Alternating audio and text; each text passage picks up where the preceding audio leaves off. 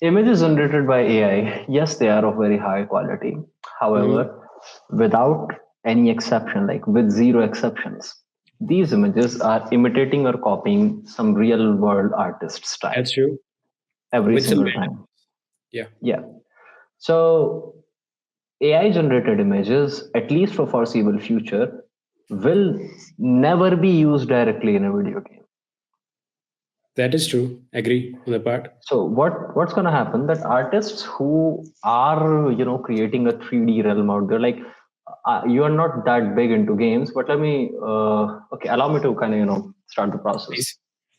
So games happen to exist on a very unique, you could say, blending point of art and Hmm. technology.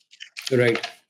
A good game, really good game, has to be artistically rich, has to be artistically rich in terms of visual arts, in terms of auditory or audible arts, music, and all of those things. It also needs to function really good on the writing side of things, on the story side of things. A bunch of creative artistic endeavors, they come together.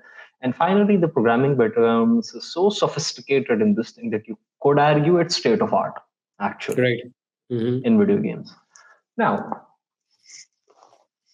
all of the artists who are creating anything 3D or even posters, let's say, for these video games, before creating anything 3D, it helps a lot. And it actually is pretty much mandatory once you get into the area of, 3D content creation.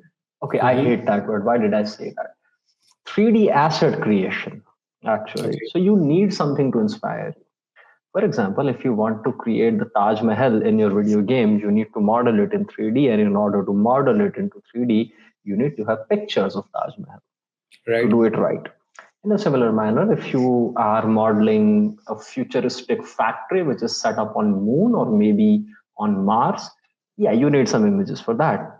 So in Hmm. past, what used to happen, the same artists who are doing 3D also happen to be good at painting or sketching at least. These people drew their own concept art.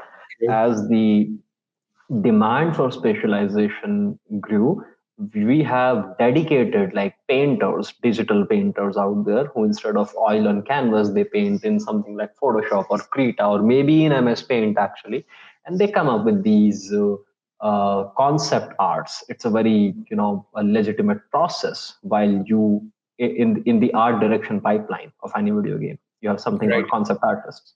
So concept Hmm. artists use their own imagination, which they consult with game director as well as writer actually to come up with something, and then that is provided in addition to the inputs from again the game director as well as the writer to the 3D artist, and that's how it is created out there.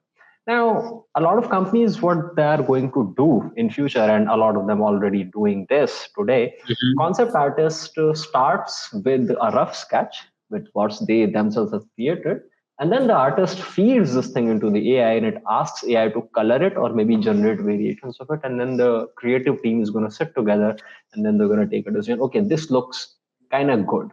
Then the concept artist is going to take that, the one which looks kind of good, and then the artist is going to produce something which would be considered as the, yeah, this actually is the final concept. And then it Right. goes into the 3D pipeline.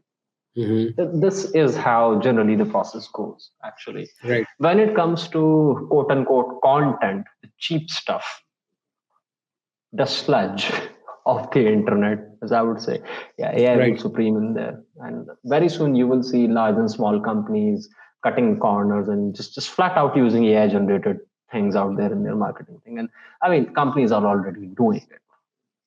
Right. We all know there are thousands of startups out there who use AI to write your social media posts, to generate images for your social media marketing strategy and campaign and all